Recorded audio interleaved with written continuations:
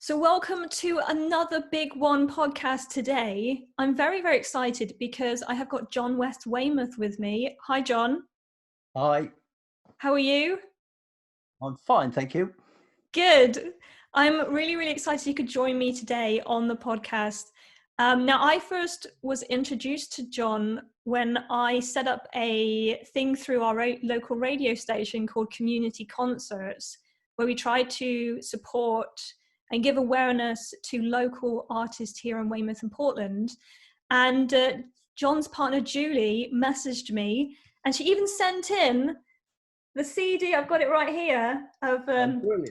Lovely. it's great, and it's got a number of John's tracks on it that he's released. You can get that on your website. On the website, yeah, at johnwestweymouth.com or John West Weymouth, all one words.com. And also it's on iTunes and Amazon and somewhere else, Spotify. Everywhere. It's everywhere. Everywhere. So one thing that I loved about listening to John's music, and especially when I got the CD, was he inside there's a little there's like a little folder or a little piece of paper that explains some of the background behind some of the songs, and I loved how kind of personal each one of the songs was, talking about maybe different aspects from his life, different things that have happened. And so I thought, I've just got to find out more because it was so fascinating. So then I went to his website and there's like a whole interesting bio on there of John's life and the things he's got up to. So of course, we're doing this a little bit differently now because we can't physically go and see John. So normally I would bring the Big One pen down, but we haven't been able to. So I've got Big One right here. Here he is. Well, yeah. And what we're going to have a chat today, and John's going to let me know of the message that he would write with the Big One, so that eventually I can come and bring the Big One to John and he can write in with the Big One pen. Excellent. So we're just going to have a little bit of a chat today because I just think your story is so fascinating, John. One of the things that I loved about reading your bio and about what you wrote in the sleeve in the CD was just how personal the stories were and how much of a meaning music had to you. You mentioned a number of times, I think it was Julie wrote the bio in the Yes, she did. yeah, I on mean, the website. she got to know me. I mean, it was after about 6. I mean, we've been together maybe 18 months nearly now, and it's been virtually inseparable since we met. And we can go into that a bit later, how we met. But I sort of said to her once, I'd like you to write the introductions. You know me well enough by now. It'd be better if it came from you, So literally, I mean, I put the odd little corrections when the date was wrong or something. But literally, that's 95%, 99% her own words about how she feels about it, which is lovely. It really went well. Yeah, and it was just so personal as well, coming from her as well. One thing that I kind of was really sorry, Carly. I mean, she got me instantly. Yeah. Our connection, as you know, was internet dating, and one of the first messages we exchanged before we even met was I sent her the link to some of my music, and she actually got it totally. I know Really? exactly where you're from, the sadness, the sort of the contrition, because my life's been up and down. For the good bits, I've been good, I've been bad, and I think you need to acknowledge that.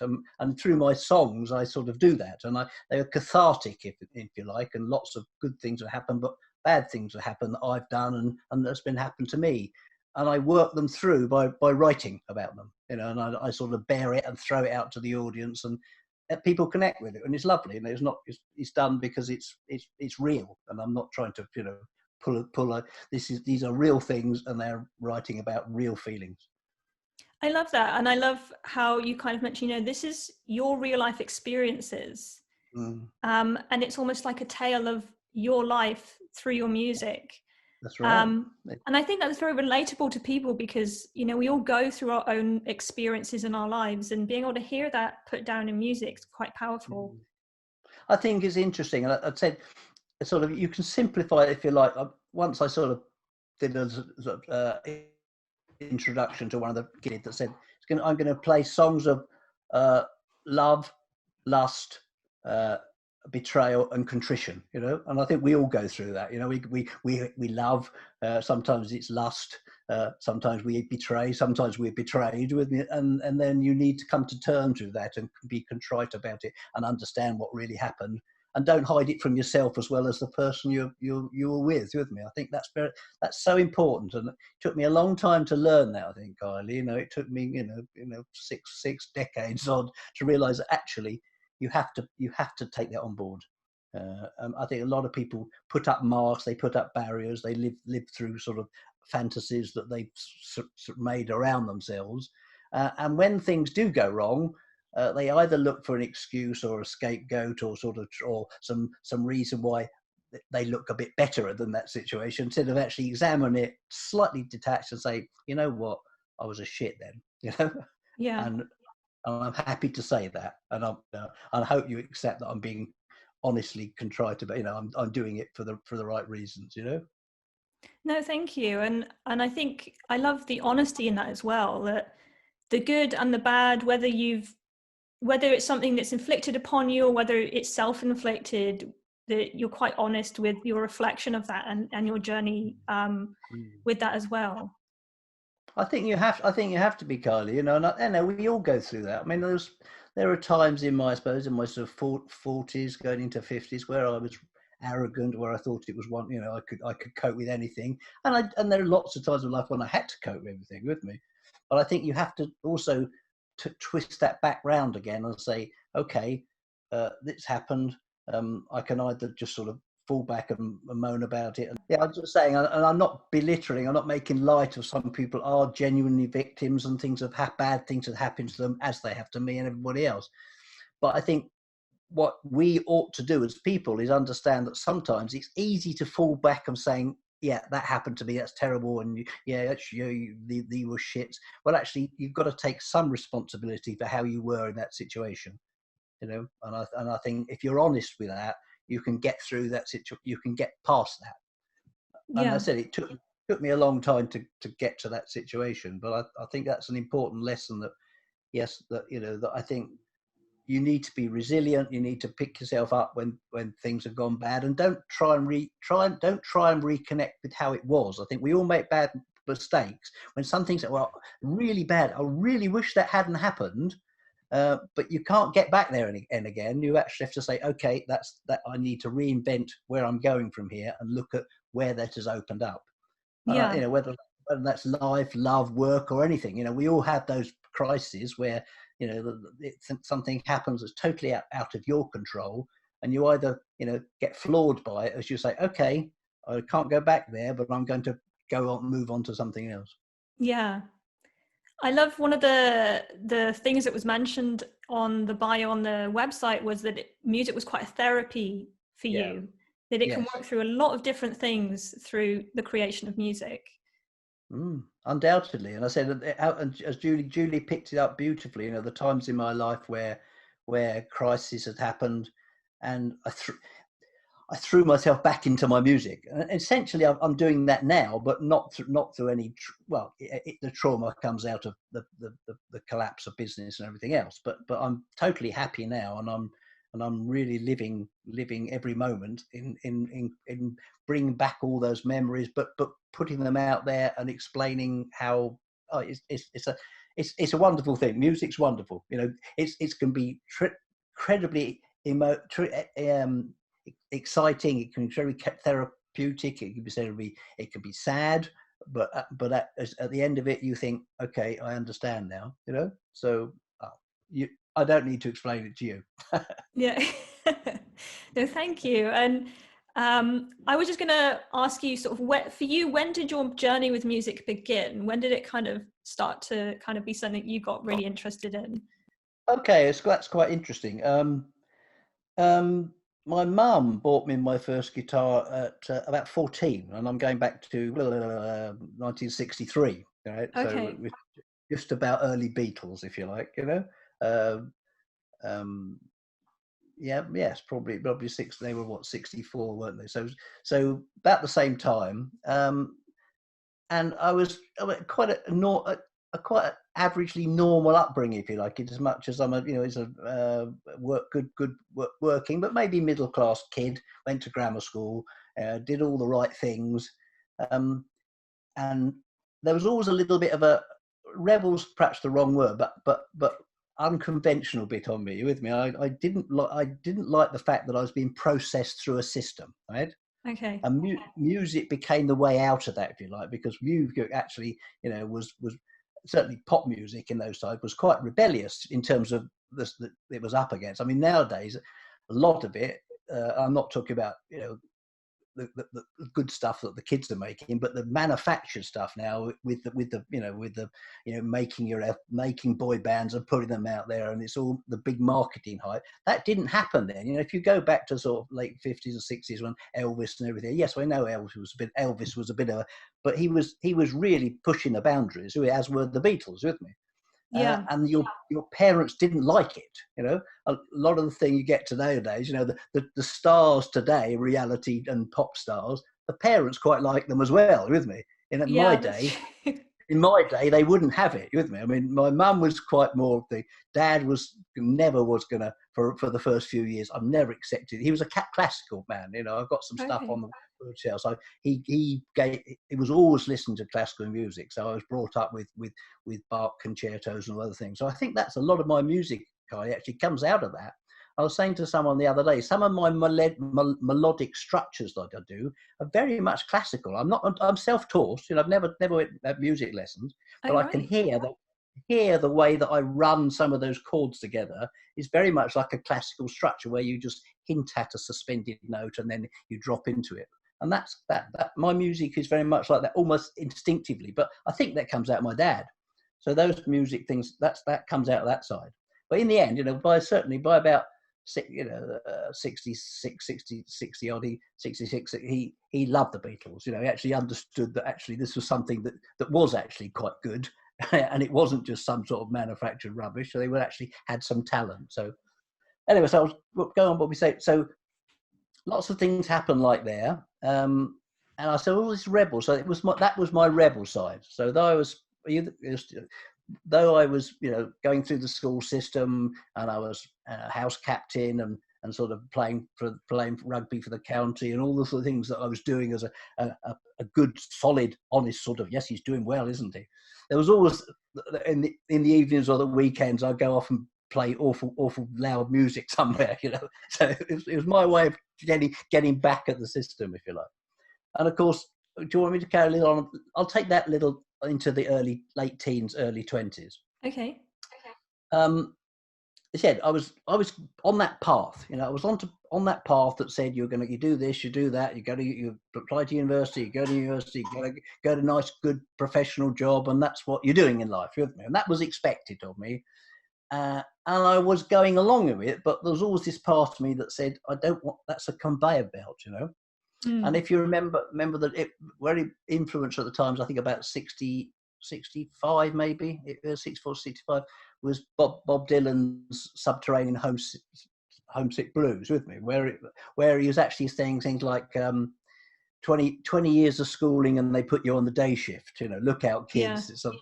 And then the lines say, don't follow leaders, look out for parking meters, so which is saying, don't follow leaders, don't stick around in one place too long, is the parking meter thing. You'll get a fine, if you stand around too long, you get, move on, just so I very much picked up on that ethos. And I think in the first year of the sixth year, I was offered a place at Durham to do town planning. Oh, wow. But yeah, and I had a sort of if you like, a sort of a mini crisis in my second year, sixth, and I sort of I've been going up to London a bit and sort of dropping into places in Soho and things, and folk clubs and things, and I saw people like the Incredible String Band and Bert Yance and John. It might not mean anything to you, but they were very much early folk guys who were pushing the boundaries, and I was getting into that, and I think I had a sort of, I said, a mini sort of crisis, and I packed a suit rucksack one day, left home, went up to London, hung around the docks. When I get on a ship, I had this vision of going off to being a seaman. Total bloke said, "Have you got a seaman certificate? Have you got your ship in?" No. Well, you can't go on, mate. So, but it was a way of. It was a way of. I feel like it was like you thrown out a message that I wasn't happy with me. And luckily, the school bought it, in inverted commas. Well, John's, we can't, John, we don't want you to drop out. We don't want to lose you. So what you not want to do at school? And I said, well, I don't want to carry on with maths and physics because I don't know why I was doing maths and physics. I hated them. So I very much became sort of an ad hoc.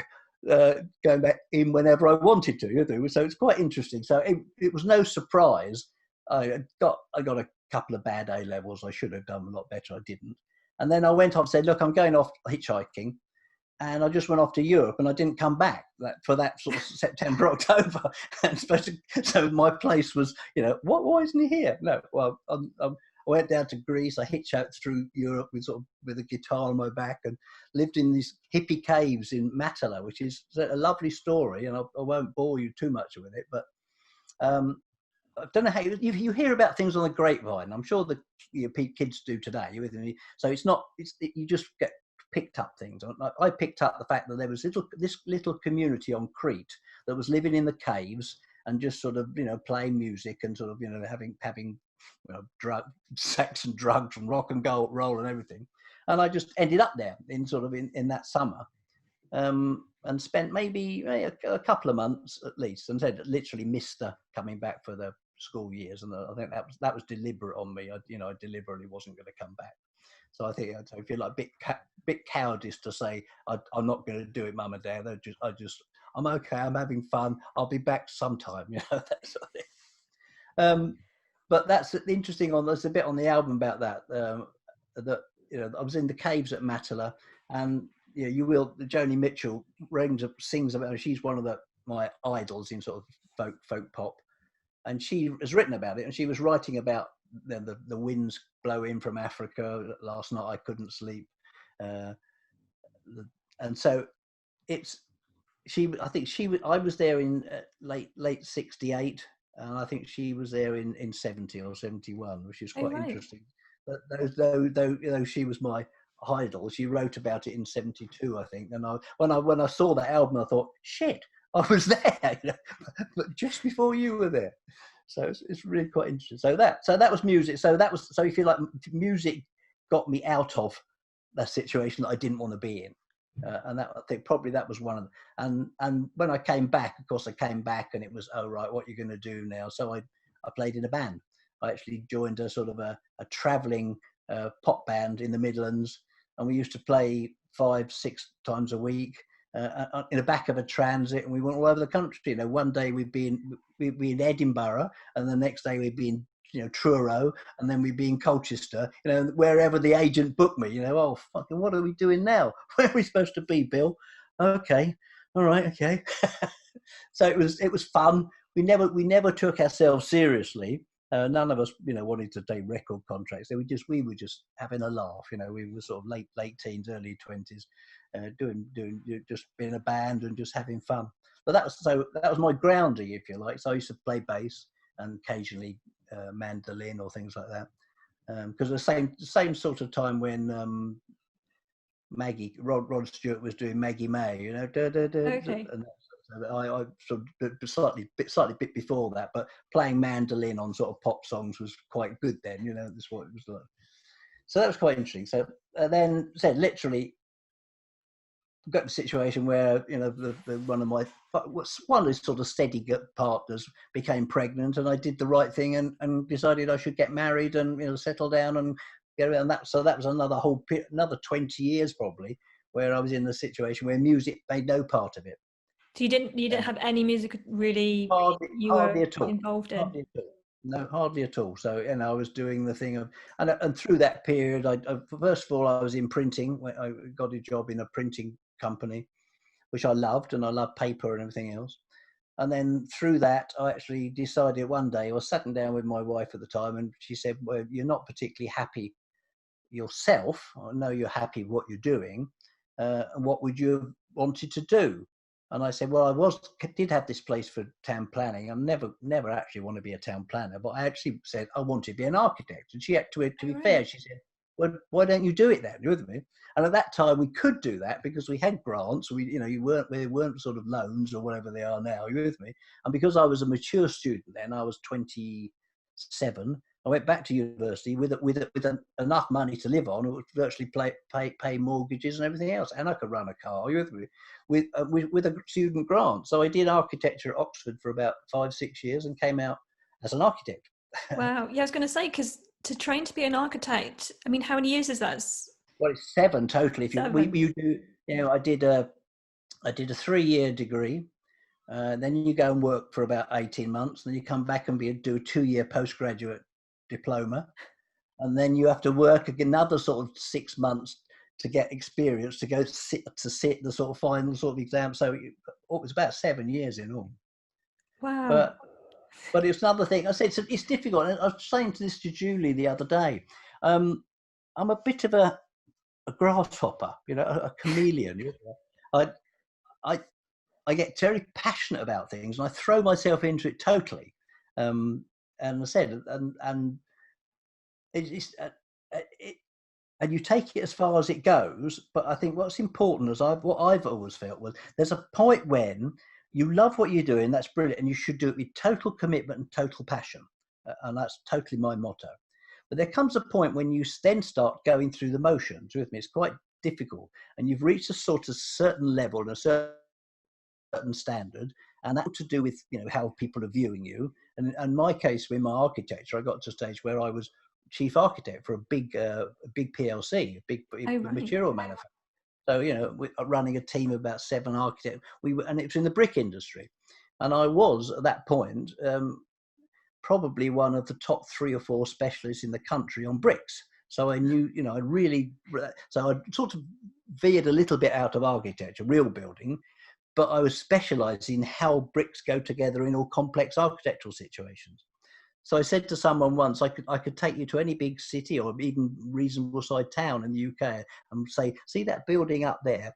I designed that little bit round the corner where the brickwork goes round the corner because I was the specialist. So the big architect practice would call us in and the brick company would say, well, the salesman will say, we'll provide you the bricks. And by the way, we've got an architectural team who will design that for you so you don't have to worry about it. So that was the stage where I got to that sort of stage. And if you like, after a while, as though I was feeling I was just going through the motions, Mm-hmm.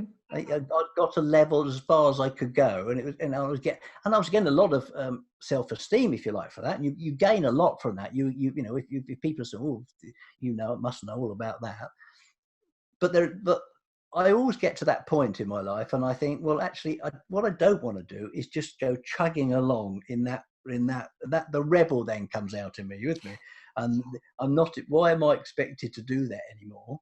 And this coincided with, I suppose, you're like a midlife crisis. I sort of early 40s, and the marriage was going in problem because, to be honest, we got married too young. We got married for the wrong reasons. And I think we did it quite well to last sort of 20 odd years with me, and brought up kids, and hopefully they're all very stable and everything else, and they're brilliant. But there comes a point when I had that sort of, if you like, that typical male midlife crisis that was everything else, and I was a shit and had an affair and got caught out and everything else. And I hold my hand up and say that was awful. But and I understand why it happened. But if I would do it all over again, I probably wouldn't have got married in the first place. So it sounds callous, but I think it was. I did what I thought was the right thing at that time. Mm. So going back to that stage, so that fell apart, and at the same time, the business, my job was going. So I was getting a little bit blasé about it all, and I, if you like, picked a fight with the wrong director that came in, and we had a takeover, and we let's say we parted not amicable terms. It was, and so I lost my job, if you like, right. And that gave me a huge problem. To then not have that job was again quite a blow. and with that marriage then falling apart as well, I had no option really. I fell back on music again. Right. Uh, Okay. and I was now then sort of late 40s. I found myself in a bed sit in Southampton, um, and got into a rock and roll band with a load of sort of 20-year-olds and jumping on the tables and playing rock and roll, didn't we? And that was brilliant. It was back to the whole hippie lifestyle again, you know, with free love and everything else. And it was a, yeah. But that got me through them sort of dwelling on the problems that had happened with me. So it was a catharticism. It was a distraction. I agree, it was a distraction, but it didn't sit and dwell on the situation. Oh, well, I wish I hadn't have done that. I should still be there. Or I should go back into another brick company and try and re-establish myself again. You with me?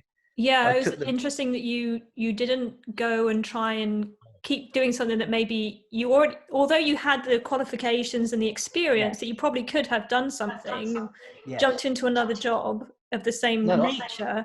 It wasn't yeah. making you happy. I think that's dead right, Kelly, and I think that's something that's I think is a lesson that people could learn from that. You with me? I think a lot of people when they get a knockback feel that they want to try and get back to where they were, Mm-hmm. and I honestly don't think that's the right decision. It may be the right decision for one or two people, but I think most people need to take this as this has happened. I have another opportunities to do something else, and I would embrace something and throw myself into that. Okay, the music was a distraction, if you like, but out of that came the next phase in my love, was that after a year or two doing that, I met my second wife, and we went off to live in France, and I did renovated properties in southwest France for about 10, 15 years. So everything's happen, and you should adapt, grab it and adapt it. That's my view. Yeah, from reading your bio, what I loved was that there were certain points or stages where it just brought you to a different part of life. And to me, it just showed, that you embrace that change, that life's sort of always ebbing and flowing, Yeah. and you take and embrace the moments when they come to you. And I loved, like you said, that there were a number of times where you had like a passion project or something that you kind of really embraced into, and you kind of really gave it your all, whether it was, your parts in music, becoming an architect. You mentioned when Yeah. you ended up in France, you had this renovation company. Yeah, it was brilliant, Carly, you know. And again, not blowing my own trumpet, but I did it really well. You know, there's the opportunity to buy these old tumble down stone cottages, and just give them a whole new lease of life, and sell them on. You know, never made a huge amount of money, but made a living for 7 or 8 years. Did it fine. Um, and I think I always took the view, and I've always taken the view throughout my life with property that I've had, and I've probably owned, God knows how many. We're probably looking to 10 or a dozen at least, if my lifetime that I've lived in. Always taken the view that if I can leave this to the future better than I bought it, then that's something I can contribute. I mean, my passion was, if you like, to save things that otherwise would fall down. Right. And I think that's quite apt today, where we shouldn't be in a mass consumer society where we just buy things and throw them away.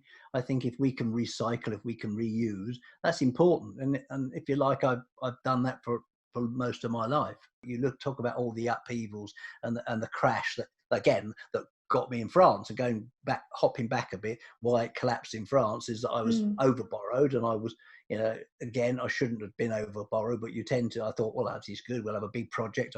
I had 2 or 3 on the go at the same time, which I hadn't done up to that point. Was indebted a lot to the bank, who decided that, well, they might we'll have your home as security, Mr. West, because, fine, that's fine, because fine. And then without knowing it, bash, everything stopped. When 2009 crashed, there was property that I should have been selling, and it just sat there empty for another 18 months. Oh, wow. And I was expecting to pay the loans off it. And in the end, the banks just moved in and literally said, it's an interesting story, because I think it's worth telling. I had good relationships with a French bank. I won't name them, and the local bank manager, and And I was trying to keep it going and trying to say, well, you can maybe rent it out, and that was so difficult, and everything else wasn't going to happen. And he called me in one day and he said, you know, I've been trying to sort of string it out maybe for 18 months, 2 years. And he said, look, I don't like having to do this, but we're going to have to call it all in, and we're going to have to call the Right. loans in, and literally we're going to have to put your house up. The properties were sold for about 40% under value, so you know, literally not didn't even pay back the loan I had out, let alone anything Okay, else. It right. was I was still owing money after they took the properties, and they did the same with the house.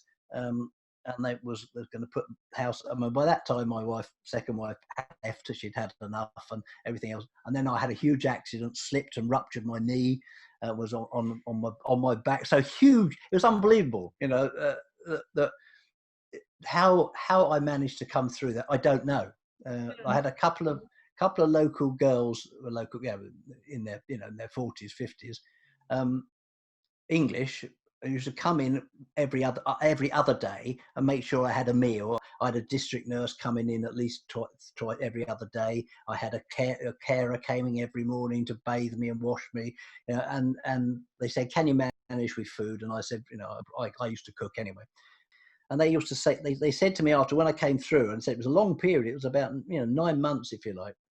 And I came out, and on the other side I was there, still a little bit sort of depressed and everything else. But I took them out for a meal, and I said, I'll buy you all a meal and everything else. And they said to me, look, we have to confess that we were sort of, you like, taking bets, which one of us would come in and find you topped yourself, you know? Oh, thanks, girls. because the situation didn't seem to have an end. It was, it was totally dire. I had, what they call, in France they call them husiers, which is like bailiffs, like knocking on the shutters, putting little things under the doors, and it was a nightmare. But I came through that, and came out of it, and again came back to the UK, and literally started writing about the experiences. So again, there's lots of those things. I think you have, and these times are so, should give people lessons of how you should be resilient, and accept that it probably isn't going to, your what you had 6 months ago, you're probably not going to have in 6 months' time. It'll be totally different, and I think we need to embrace that. For one of the things that kind of made me think from your story was, you've had a number of these life challenges that brought you up to today. Yeah. What lessons or what things do you take from them? I mean, whether it was the financial crisis, the knee accident, you mentioned later on that you've discovered you had diabetes or things like that. I think that's true. I mean, the diabetes thing is interesting, and I'm looking quite fit and slim at the moment. Now, I've lost since I've met Julie, and she's very down to earth, and she's very, she looks things. We had this discussion the other day. We are both people. We were in that background. We were both that sort of dropout hippie sort of background, and what it gave us was the ability to just not take everything on board, but to look at it and say, why? Why do we do this? Why am I doing this with me? So it was questioning. Mm-hmm. And Julie has taken the view that when I first met her, I said, look, I walk with a bit of a limp because I got a stick. And she would say, why? And I said, well, because I've had a knee problem. She said, well, if you walk a bit more and lose a bit of weight, it may not be more of a problem. It's okay, yeah, you're right. I was certainly 2.5 stone overweight. And I'm now touching about the late top of the 12s, just touching into 13 something, which I'm pretty comfortable with. But I was actually where I was getting towards 15, and that's heavy. But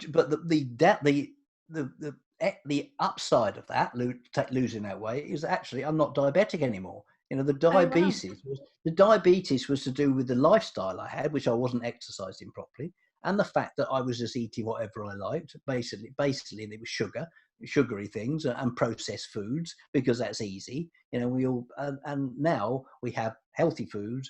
We have salads. We have a roast dinner. But it's not with all the other extras and everything you put in it. It's fresh.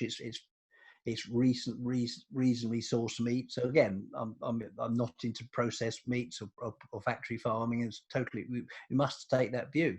But you can lose, and I have reverse diabetes, and I had a prostate problem, which was just causing me a lot of issues, and had a couple of tests and a couple of scans with the doctors in Dorchester, and over the course of, he said, we're a bit concerned because it's enlarged, and I said, well, I know it's enlarged. I've had that for sort of 20 years, Mm-hmm.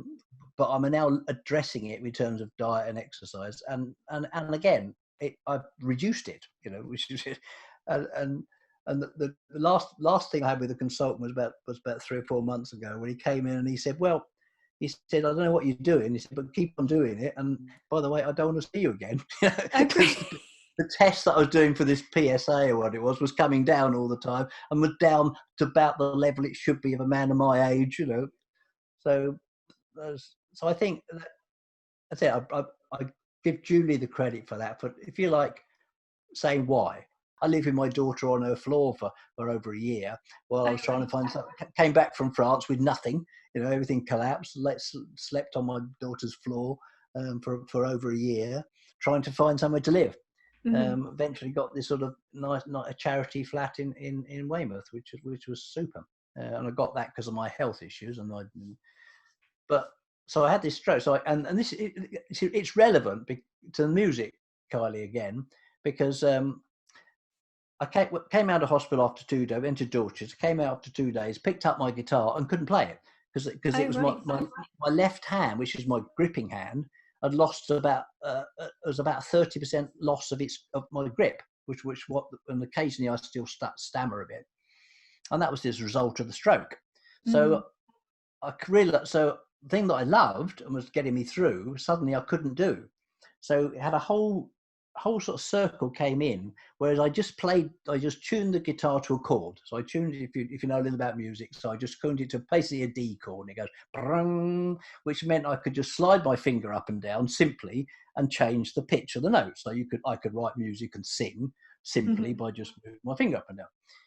So this is a tuning called Dad Fad F sharp. So it's for technical people who might listen to this, it's D-A-D F sharp A-D, which is quite a strange chord, and that's where my sound comes from, if you like, on my tune, because it's an interesting chord.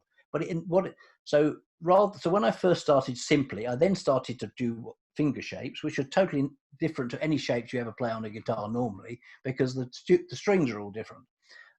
So out of that came a whole different way of playing, which is sort of my style, if you like, my signature play. And that I had to learn to play again, learn to play the things again. That made an incredible creativity, and I wrote so many songs. The first sort of month I came out of hospital, I wrote about 30 or 40 new songs, totally new, because of chord shapes I never played before. When I came in back to the doctor, was giving me every sort of 2 weeks and a checkup, and I was sort of telling him. He said, "Is that right?" I said, "Yeah." He said, "You should write about this, because it's obviously what my brain I wanted to play, and my brain was obviously creating all new parts, and that to all sorts of the creativity was unbelievable, Kaylee. It really was, stuff that I would play it, and I would think, well, I don't know what I played, but I'm playing it again with me." So I know music is a therapy.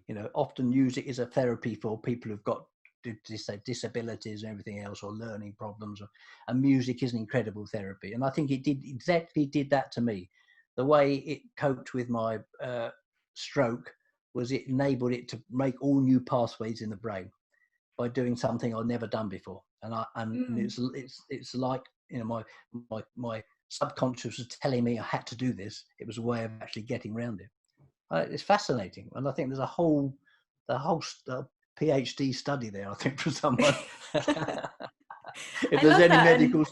I think that's just such a great example from you talking about how you have faced challenges. You asking the question why, but I think a big reflection of that is then after you've asked that why question, you then put action in to make that change or to see a difference, and how that kind of helped you, especially with your love of music, not being able to do something that you love, finding a solution through that, Yes. and almost creating a new relationship with Yeah. music that you didn't have before. Totally. And I think that, and you know, I always wrote stuff, but in traditional chord, and they were very much traditional structures. You know, as I said, I'm self-taught, so but I understand the structure of music. I understand how chord patterns. I understand how things flow together. But when I came out from the stroke experience, I was doing things that I'd never ever done before, and literally it was, it was creating a whole new thing out of the challenges that I'd be put on, and I think it's fascinating, and I think that's not unique to me. I think that's a human characteristic. I really do. I think that what makes us special as a species, if you like, is that you can throw anything at us, and if we are open-minded enough and flexible enough, we get round it. Mm. And we're not just, or one should do. I mean, I'm talking generalities. I understand that. No, that's really, really interesting. One passion project that I did want to kind of address that you mentioned to me in your email, which we haven't talked about yet, but I can see a little rat behind you, and so I think we need to bring him into the conversation. Is the what? How do you say the name? Is it ratlets? Ratlets. Yeah, they're a little rat. But basically, it's the one day I write a little book. I was the Bitcoin rat, right? Now, so we're talking about Bitcoin, right? Now you'll find this divides the room instantly, right? That people that say this is a con, it's a fraud, it's tulip bubbles, it's speculation, and you'll have people that say, now hang on a minute, this is actually digital gold, all right? I went into it for all sorts of reasons. And it came out of the fact when I had the financial crash when I was in France, and it was born out. Bitcoin came into existence in 2008, 2009, when the financial crash. That's when. So the whole way the computer program was that actually you want something that you don't just print more money, right? So that's its basis. But anyway, I found it because I said I had this accident. I was lying on my back, had nothing but the internet to keep me company for 24 hours a day on my own. And I was spending 18 hours a day, literally for maybe 2 months, just trying to work out what this was all about. Googling, taking the next link. Anyway, so also came out of that was that this is a whole community worldwide. I mean, there's we're talking tens of millions of people over the world are into this as a project, if you like, right? Mm-hmm. That may or may not make them any money. That's it, right? I didn't do it to make money, but I saw an instant opportunity to connect virtually with people, and it's quite apt today, unbelievable, isn't it? So that I was talking in probably about 2011, 2012. I had this idea that I would make this little rat. I'll get him. So, which is he's a lovely little rat thing, right? Look at him, he's so cute. He's like I didn't realize how big he was. So he's like a proper sized cuddly toy almost. Yeah, it's brilliant, right? No, so he's brilliant, right? Now that's the prototype, right? So he was the first one, right? And I suddenly decided I'd make this, and I went on to Etsy and found a little lady in Hungary, in Budapest, that makes funny little toys. And between us, we came up with a design, and she made them, and they're handmade, and she's got a little label on it, So it's, and they're not cheap. I mean, they cost me the whole thing. They're about sort of 25, 30 quid each with me. But I invested a bit of my pension when I got my payment from my pension, and I invested into these guys, and I thought, well, if I can't travel the world because I got my leg, he can travel the world, right? Yeah. So I was connecting with people all over the world, in China, in America, in Canada, in South America, in Russia, and I was sending them copies of that, right? And said, look, think of it as me, the Bitcoin rat, and take him around with you, and take him to meetings and photograph. And so, it said, interesting, if people are watching this, go on to Twitter at Bitcoin rat, and just look at the media, look at the images, and you'll see he's all over the place, right? It's not him, it's copies, it's virtual copies of him, if you like. Yeah. So I've sent about 50 plus around the world. And I said, literally, every sort of week there was someone saying there was a mosque in somewhere in Abu Dhabi, he's outside a mosque, and then the next day you'd see that he's in San Francisco on a tram, all this thing. And I said again, I felt like writing a little book, and it will start something like it will start with the line. I woke up at 4 o'clock and checked my Twitter feed and found I was in Los Angeles. Yesterday, I was in Yugoslavia at 2 o'clock, and at 3:30, I was in Beijing. So what a strange life I live. So the first line will people say, "What? How did that?" But so it was a fun project. It was brilliant. I loved it. But the one, the bit that sort of summed it up for me was a little story I told you about in the email, was that I went to Canada, I think about sort of 3 years ago, see my son who lives in Toronto. And while I was there, I went into what they call a meetup, which is, a Bitcoin meetup in Toronto. And there was a guy there, and we were talking, and there was about 20 or 30 people chatting, having drinks and things. And this guy said, he knew about the Bitcoin rat, and I said, "Oh, this is the one." I said, "Oh, brilliant," he said. And it wasn't I had a copy because I knew I was going, so I took a couple of extra ones. Oh, that's good. So I wasn't going to give away not number one. These number ones. Yeah. So I had an extra one. So I was thinking, I did the back of my head that I'll give it to a guy in Canada and he'll use it in Canada, right? This guy said, "Oh," he said, "Oh, my girlfriend, she's going on an Antarctic survey next week." What? I said, "Yeah." So I said, "Look, have it. Send it to her now. Can you get it in time?" I thought, "I think I can get it. I'll courier it to her in time." So he went to Texas to this girl. She got on a ship, and about sort of 2 or 3 weeks later, it was a picture of it on Antarctica on the rocks. So he's actually not an iceberg. She's actually on the station with real rocks that is with a ship out in the distance. So I actually got him on every continent in the world, including Antarctica, which I think That's is brilliant. amazing. And it all started me thinking, I can't travel because I've got a gammy leg and everything else, but I could travel virtually, So so brilliant. It's called, if you're getting on Twitter, hashtag Bitworld Tour. So BIT World TOUR, Bitworld Tour. And there's hundreds of pictures all over the world. So that's one thing again. But when we're going back to how, if you like, my passions and how they go. When Julie came into my life, I mean, before Julie, remember, certainly for the 6-7 years before, it was a Bitcoin was then my passion. I couldn't do the architect, I couldn't do the property, I'd lost it all, I'd managed, so I threw myself into that, and something I threw it totally. But the time, I was becoming a bit staid. I was becoming a bit sort of blasé about the whole thing, if you like. I used to go to conferences. I turn up at conferences, play my guitar, sit the little Bitcoin rat on the stage, and all the other. There's a little pop band in Brighton that use him on the stage, and they've made a little leather jacket for him, everything, That's fantastic. Yeah.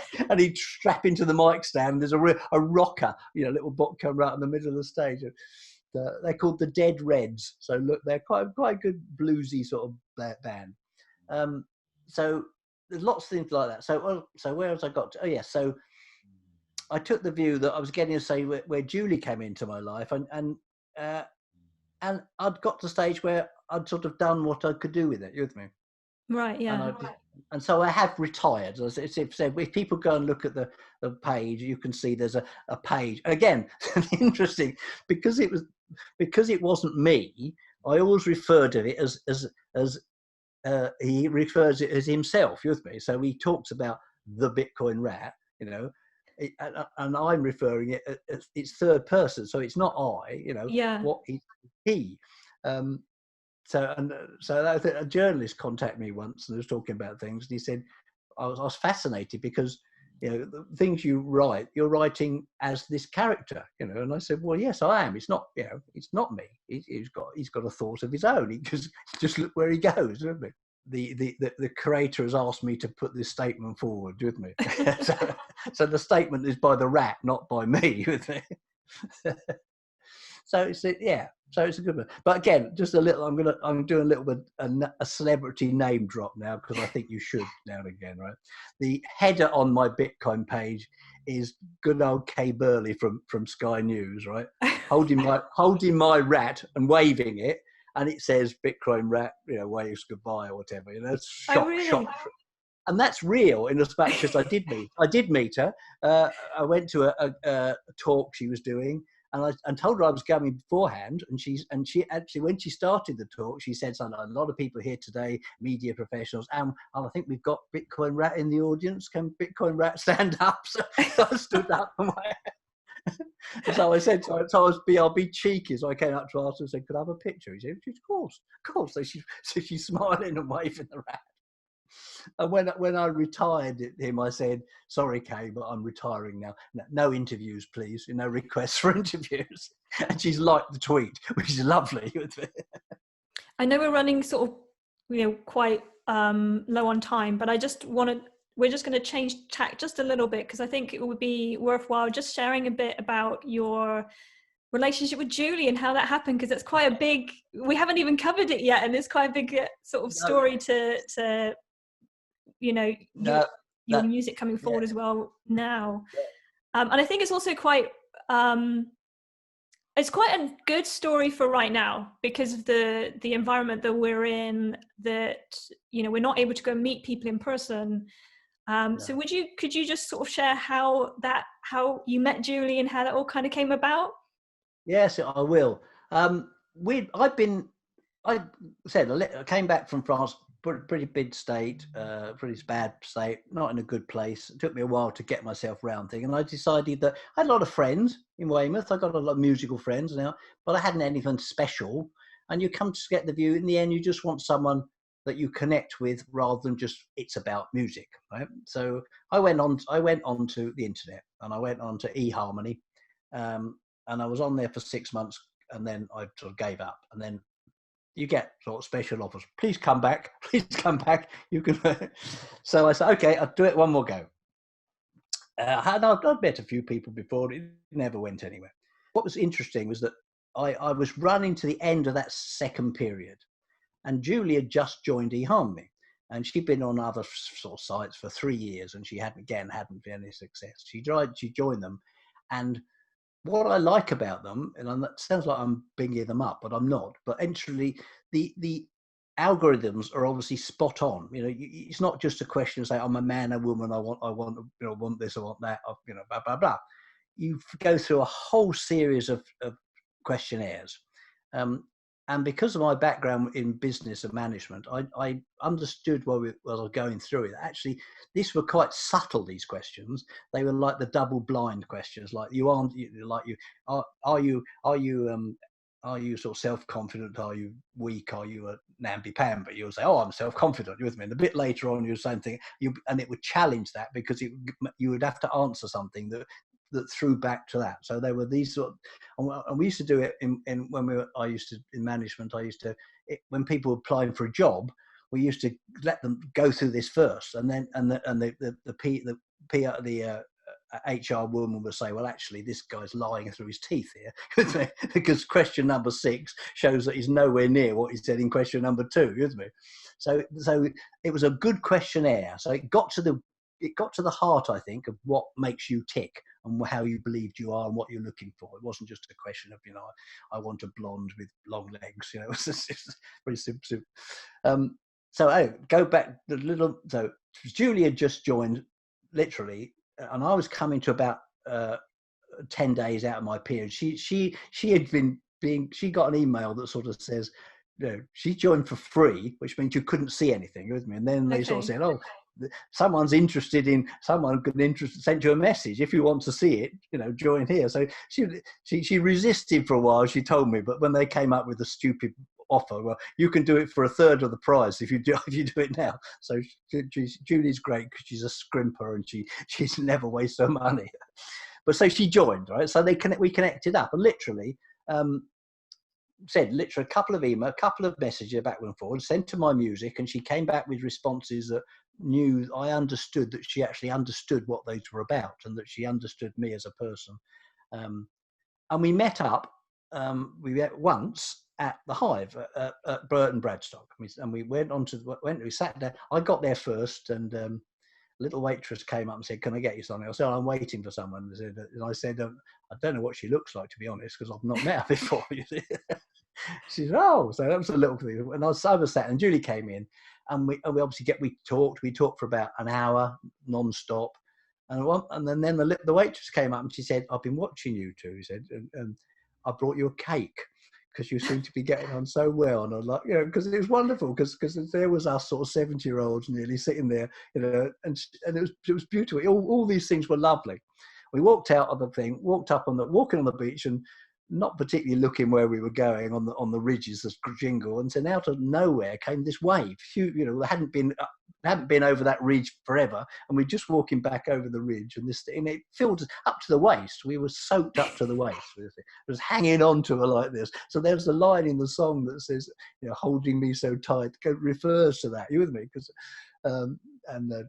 harmonies on the cyber waves, the song I wrote for Julie, because it was we were about. So a little bit back why I wrote her the song. So literally that was just one meeting, and for 2 hours, hour and a half, she drove back up to Somerset because she lives up near Wells, and I drove back to Weymouth. And she'd actually said, "I'm going to visit my son in Sweden for Christmas." I said, "Oh, okay." And so we'll have to communicate over the internet. So okay, so we developed all our things by having these long conversations and video chats and everything else over the sort of 3 weeks. We just knew it just felt right, and it was one of these things where that was connection. I'm not saying it wouldn't. Of course, it wouldn't happen, because we were totally compatible, and it was going to work. But the fact that actually, we had a brief meeting, so we did have a meeting, but we got to know exactly others so much more by conversations over the internet. And as you said on that interview you did, that community projects, that I think it's so apt for today. Because I think it's easy to meet someone and have a superficial relationship, right? What we did, because we had to develop like that, we got much more in depth in how we were in tune with each other. And possibly, if we hadn't have been in tune, we wouldn't have continued it. We wouldn't have had a physical relationship, because it would have been. I mean, I had several conversations and meetings with girls before, and I just thought, this is not going to go anywhere. You just know it isn't. But it was interesting that it was the online stuff that convinced us that we were totally there. And I'll tell you one little one, and Julie won't mind me telling you, I think. When you meet someone, you're still not quite sure whether they're, what's the word I'm looking for, whether they've got, whether they're all there, whether they sort of, so we had one conversation particularly, and it brings up in the song, and I'll touch on it in a minute. We were having this long conversation, which she talked early on. She was saying, "Oh, there's a star. I can see it in the corner of the window." And I said, "Oh, I can see that too," because I was looking. I said, "I think that's the pole star." Right? And she said, "Oh, is it?" Oh, yeah, because I think I've got it, and I think we're both looking the same way. You're looking north, I'm looking north. And then throughout about 3/4 down the conversation, she said, "Do you know that star? It's moved right down to the bottom corner now." And I said, "You do know it's us that's moving, not the star." And she said, "Oh, yes." Right, okay, now we got you. It's not the star that's moving across the window, it's the earth turning, that's moving the window. So there's a line in that song that says, "Harmonies on the cyber waves, that single star in the window pane. And I'm counting the days till you're back again and holding me so tight." So it's a lovely little bit. So yeah, so I think that was brilliant. That's fascinating. So anyway, I love as well how you've taken moments and put them into the songs. That they're real kind of the way that you've been able to tell that story and take those little memories and put them into lyrics is quite fascinating. And I think it's true. And I think, yes, my songs are personal.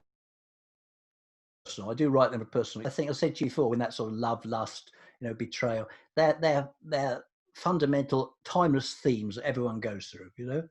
So yeah, so I'm sure many people will start to look to the stars together and thought, oh look, it's moving across the sky, and you say, no, it's us. The world's turning. Yes, it's moving, but it's going the other way. It's going out. It's expanding as a big bang. It's not moving around us like this.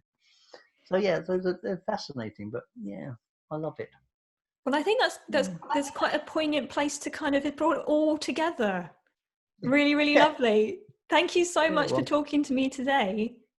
Yeah, well, thank you for asking all the right questions. No I apologise to everyone if I've been rambling on, as I tend to do. It's hard, but I've had a very long and interesting life, I think, and I think that's all I want to say. I love it. So what we do with the big one, if I was there in person, I would give you the big one's journal, which is right here. And you get a little A5 sheet to leave something written with the big one. So hopefully I'll see you in the near future. Have you got it there? I've read something. You're so prepared. Shall I read it for you, or what? Shall I read what please. I'm going to say? Well, because it's I'll have to put my glasses back on. No problem. Right. It's just a bit. It says, just remember, when your life gets turned upside down, don't just sit there feeling sorry for yourself and wishing you could get back to where you were. Be resilient and open-minded to all the options and embrace the new opportunities that this has given you. That's really, really interesting. Do you have any reason why that's what you decided to write for the big one? Well, I think that for my personal thing, that actually, we all get hit with things, and it gets us down. And I think you've got to be resilient. You've got to look at all the options and say, I can do this. It's not the simple message like you can do anything, go out and do it, because actually that's a bit trite, and some of us can't do everything. We're actually not. We don't have that particular talent. So, but throw yourself into things with total passion. But be prepared at any point during that process to suddenly stop and say, hang on a minute, there's something else with me. So I think this sort of being open-minded, being flexible and being resilient, and that's true. It's true even more today, Kaylee, I think, where people are going to have to come, and there's going to be a lot of people in big problems coming out of this, both financially, emotionally, and everything. I think that's something that's sort of being glossed over at the moment. I think that the world is not going to be the same. There's going to be a lot of people financially and emotionally crippled by this.